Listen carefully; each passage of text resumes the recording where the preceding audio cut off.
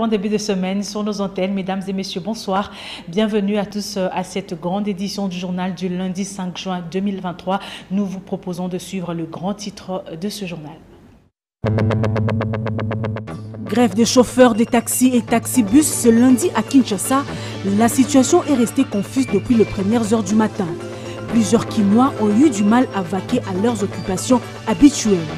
Célébration de la journée mondiale de l'environnement ce 5 juin sous le thème « Les solutions à la pollution du plastique ». Pendant ces temps, la République démocratique du Congo reste le pays solution grâce à ses forêts, ses cours d'eau.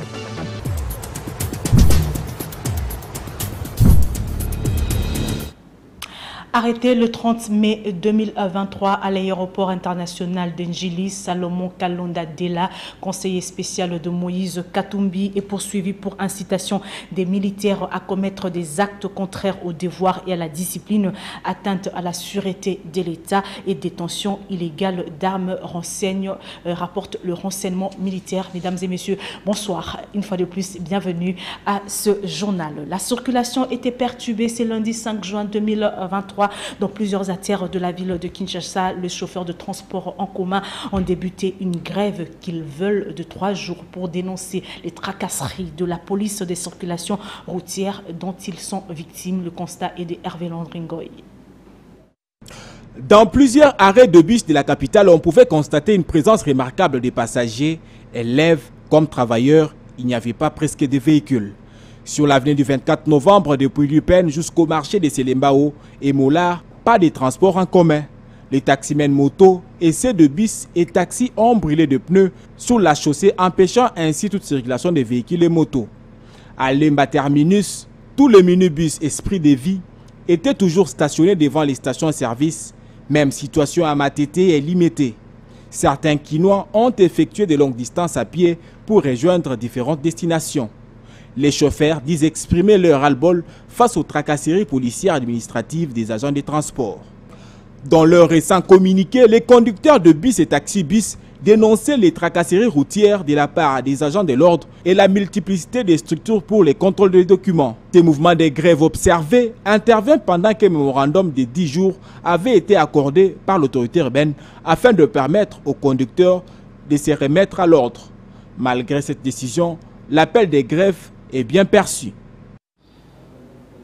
À côté de tracasseries de la police de circulation routière, comme les dénonce le chauffeur de taxi et taxibus, il s'est posé un autre problème le week-end dernier et même en début de semaine, le manque de carburant dans les stations-service. Mais dans les stations-service de Konaïdro, le carburant a été vendu normalement. Le constat est de Adel Bissoussa et Juzen Belebele.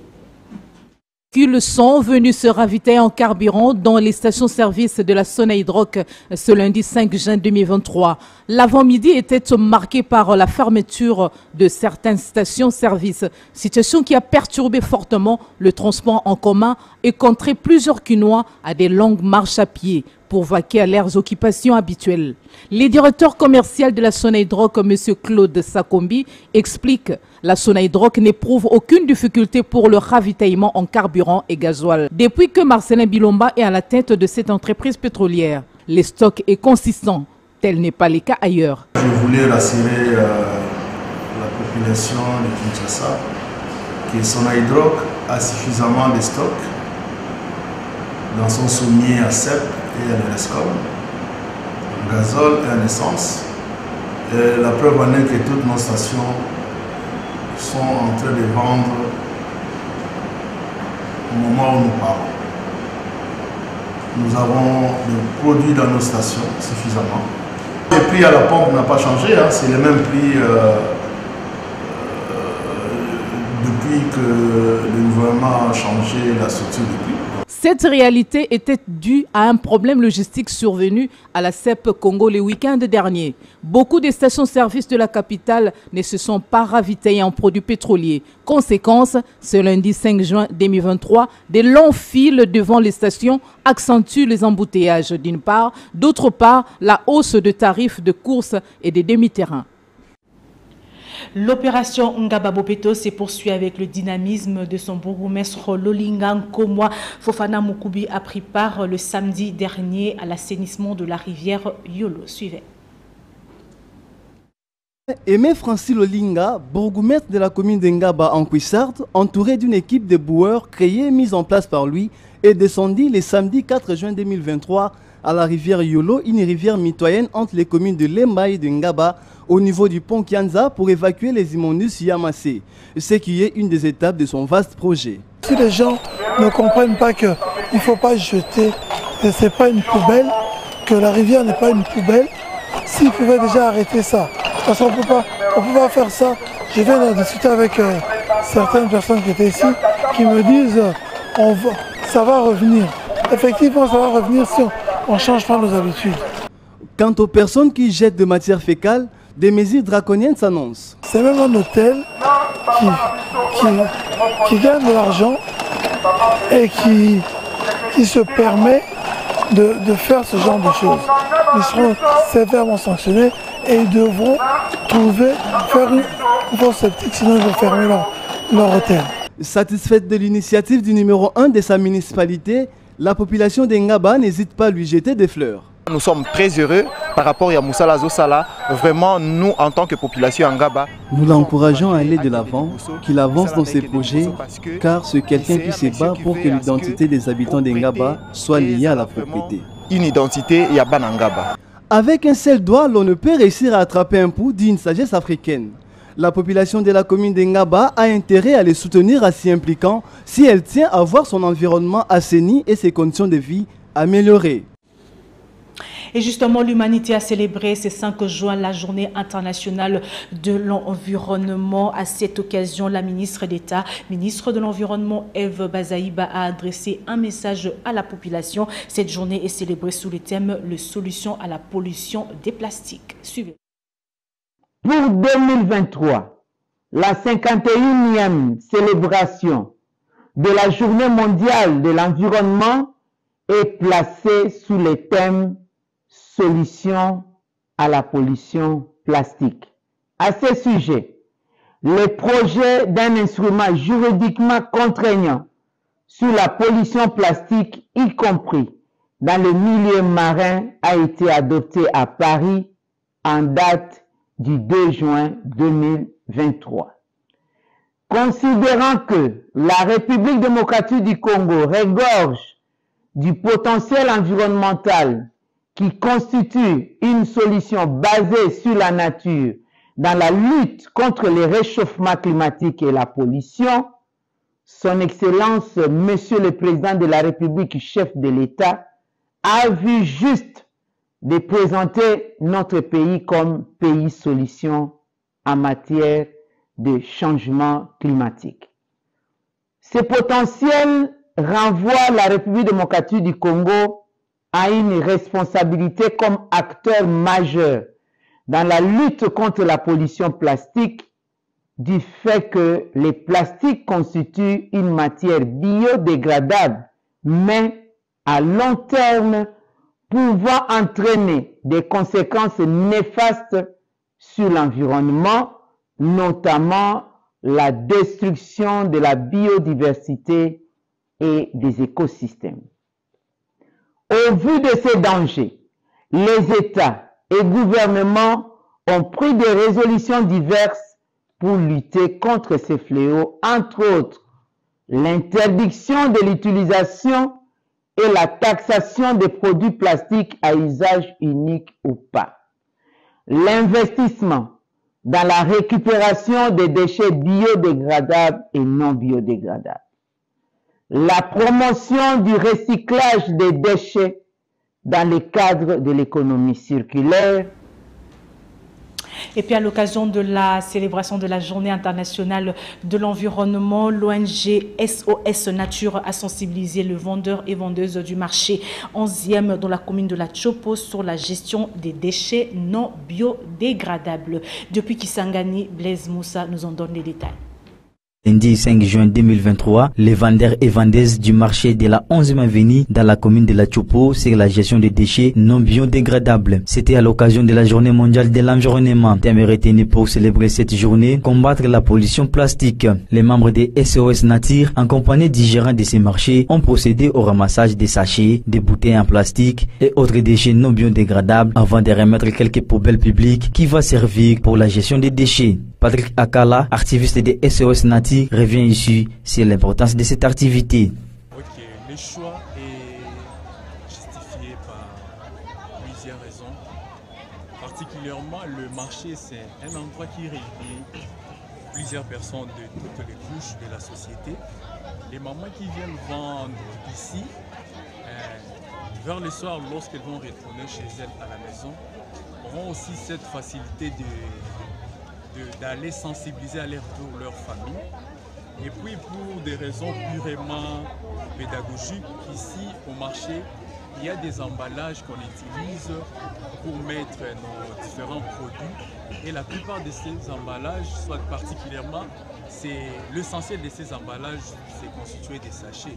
De son côté, Lekeya Alikunde, gérant du marché de la 11e avenue dans la commune de la Chopo, s'est dit satisfait du déroulement de cette activité. L'une des vendeuses parle ici des conséquences de la mauvaise gestion des sachets.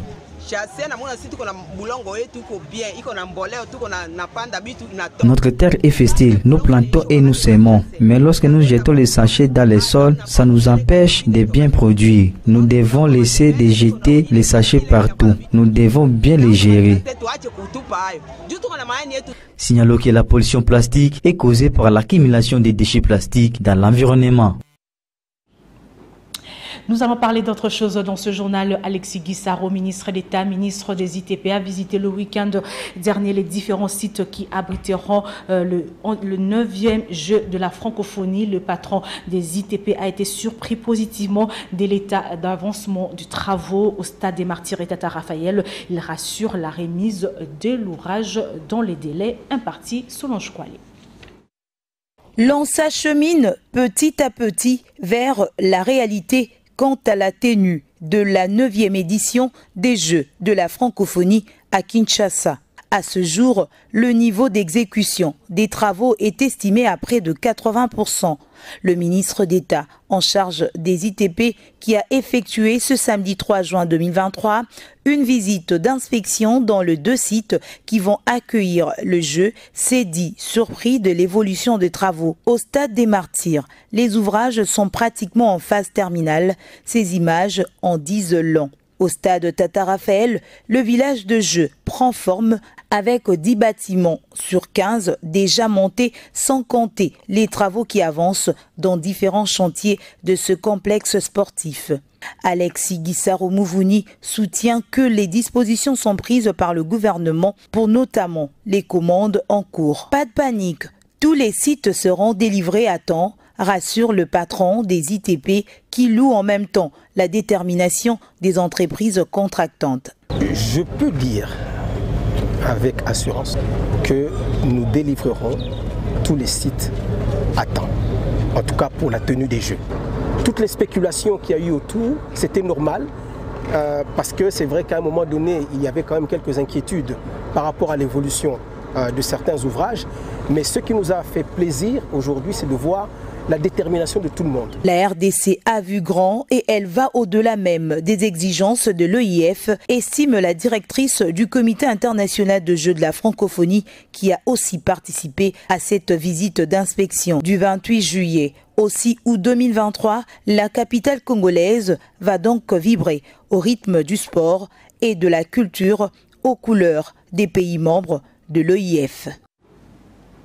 Le chef de l'État Félix Antoine Tshisekedi Tshilombo a pris part le samedi dernier au sommet de la conférence internationale de la région de Grand Lac CIRGL à Luanda en Angola.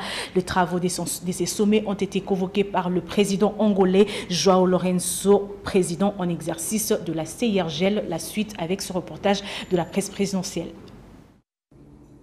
Médiateur désigné pour faciliter les dialogues entre la République démocratique du Congo et son agresseur, le Rwanda, le président de l'Angola, João Lourenço, a convoqué ce samedi à Luanda un sommet extraordinaire de pays de la conférence internationale sur la région des Grands Lacs, CIRGL, une institution dont il assure la présidence en exercice. À l'ordre du jour, la situation à l'est de la République démocratique du Congo et actualité oblige la situation du Soudan.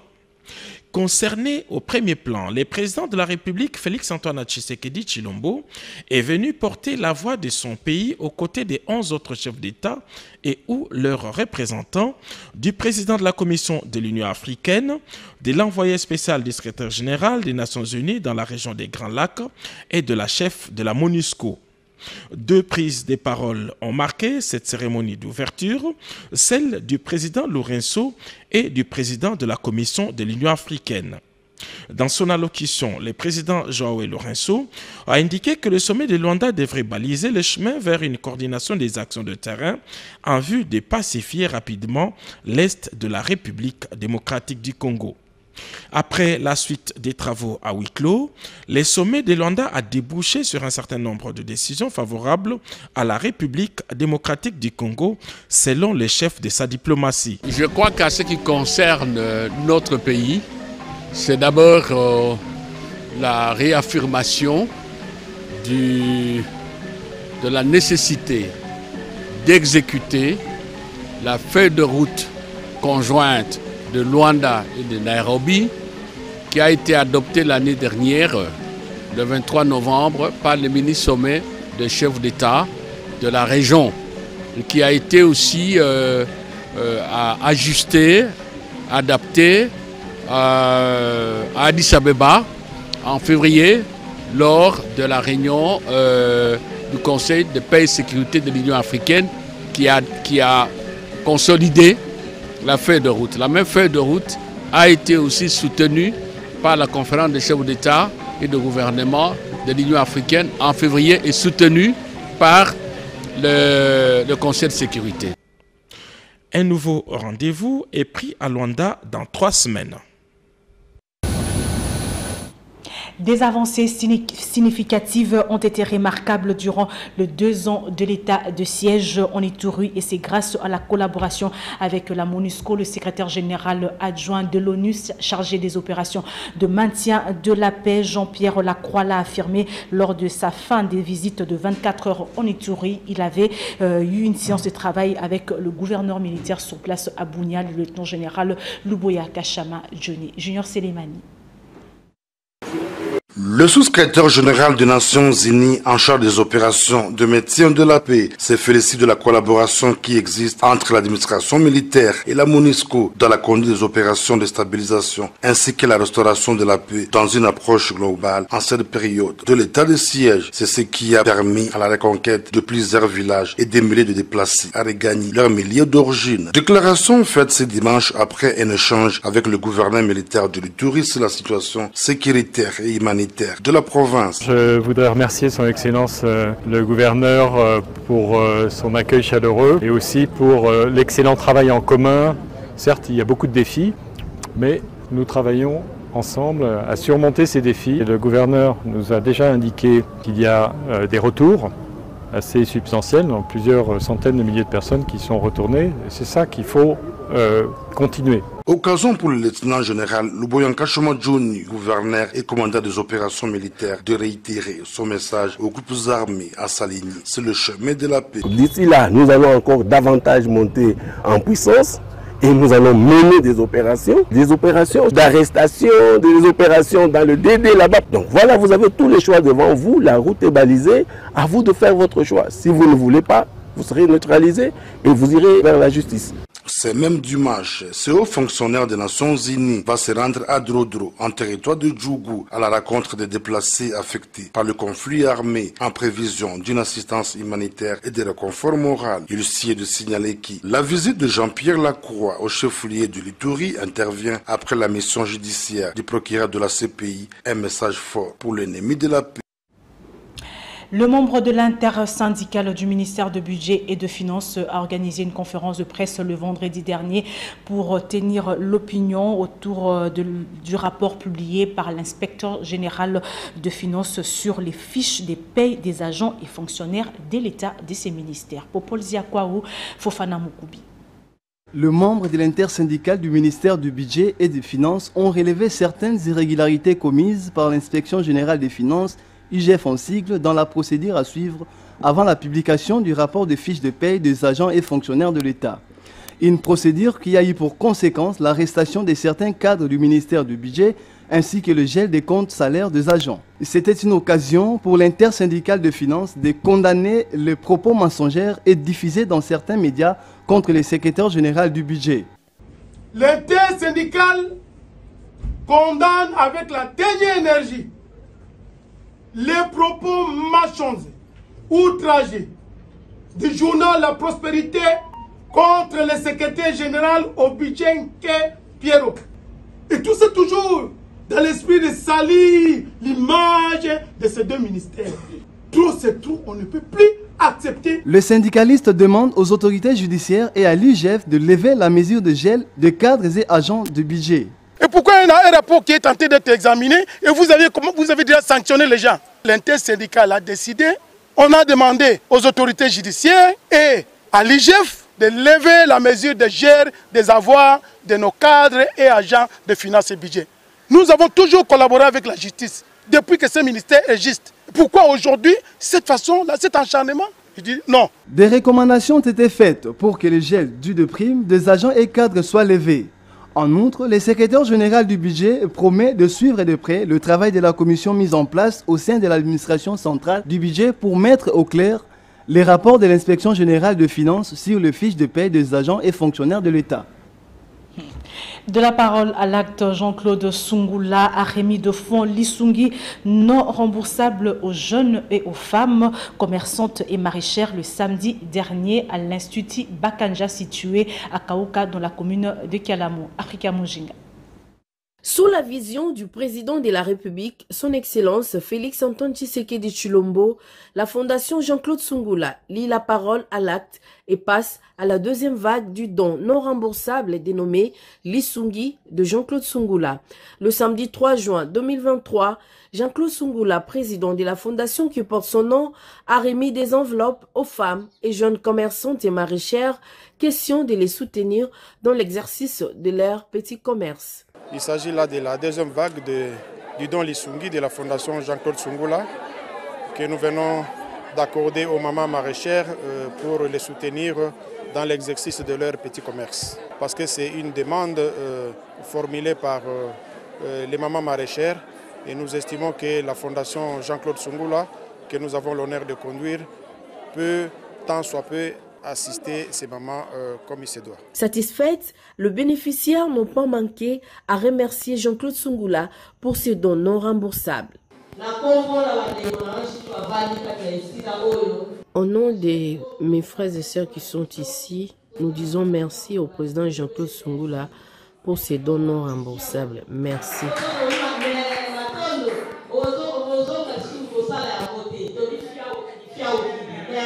La Fondation Jean-Claude Sungula soutient les actions du chef de l'État et vient à la rescousse réelle des femmes vendeuses et maraîchères avec la volonté d'assoupir certains ménages.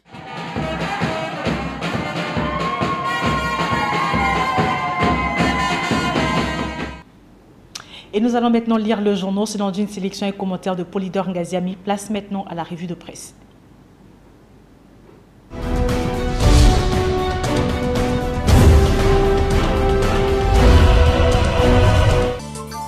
Le périple du président de la République en République populaire de Chine continue de nourrir l'actualité en République démocratique du Congo.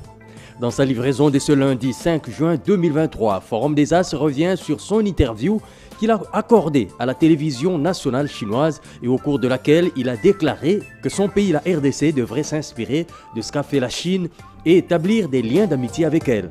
Et il est convaincu, renchérit le quotidien, qu'il faudrait compter sur l'Empire du Milieu dans les années à venir. Nous avons envie maintenant de cesser d'être ou de cesser de servir de terre d'extraction uniquement, a-t-il dit, avant de poursuivre. Aujourd'hui, il est plus que temps de transformer les minerais qu'on extrait dans notre pays en RD Congo. Forum des As fait aussi état d'un malaise dans les régies financières. À la base, la suppression de la prime de plus-value par le ministre des Finances Nicolas Kazadi. L'intersyndicale des régies financières menace pour ce de déclencher une grève illimitée si une solution satisfaisante et durable n'est pas trouvée à ces revendications en déant 72 heures. Mais pour l'argentier national, cette prime n'est pas supprimée. Elle est plutôt prise en charge par la prime de performance qui est en application. Pour lui, sa décision est motivée par la confusion qui règne dans l'interprétation des concepts entretenus entre la prime de contentieux perçue à l'occasion de la clôture d'un dossier fiscal ayant abouti à des pénalités et la prime de contentieux minimum garantie qui serait assise sur la base d'autres recettes que celles des pénalités issues d'un contentieux. La prospérité renseigne que le bloc Fayulu, Katumbi, Matata et Sesanga annoncent une marche pacifique mercredi 21 juin. Pour cette fois, écrit le quotidien, cette marche devra partir du quartier 3 dans la commune de Massina, en passant par le boulevard Lumumba pour chuter à la place Saint-Raphaël sur la première rue Limité. C'est à travers une correspondance conjointement signée par les secrétaires généraux des LECID, Ensemble pour la République, Envol et LGD, que le gouverneur de la ville de Kinshasa a été saisi. Les organisateurs lui demandent de prendre toutes les dispositions pour l'encadrement et la sécurisation de cette marche. La même prospérité s'est intéressée à l'affaire Bisselele et rapporte que les avocats de ces derniers récusent un magistrat instructeur. Il s'agit du magistrat Koukoukiese Eric, instructeur et représentant du ministère public au procès Fortuna Bisselele. Un magistrat, membre du cabinet du président de la République, qui figure parmi les membres de la coordination de l'Agence de prévention et de lutte contre la traite des personnes APLTP. L'instruction et la défense lui ont été confiées, indique le tabloïd, et ce, en violation flagrante des lois de la République et du principe de neutralité des magistrats. Et selon les avocats de Bisselele, sa présence et son activisme rendent nulle toute la procédure. Bonsoir.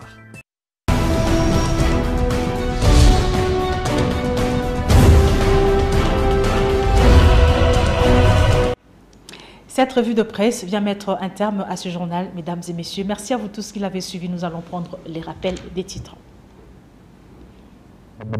Grève des chauffeurs des taxis et taxibus ce lundi à Kinshasa.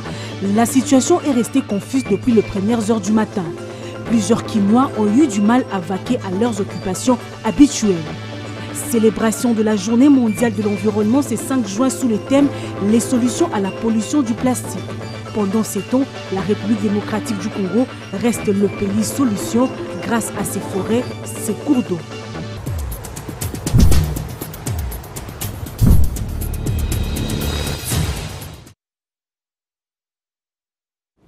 Et ce journal est complètement terminé. Merci à vous tous qui l'avez suivi. Mesdames et messieurs, ces remerciements, c'est au nom de Léonard Moemery qui a réalisé ce journal et toute l'équipe qui vous a tenu compagnie ce soir. Le prochain journal, c'est demain dès 7h30. Prenez rendez-vous avec Hervé Lonringoye à 10h et à 12h. Ne manquez pas le journal en lingala à 16h avec Sylvain Kapombo Bosengele. Je vous retrouve demain à 19h pour la grande édition avec le même plaisir. Bonsoir chez vous.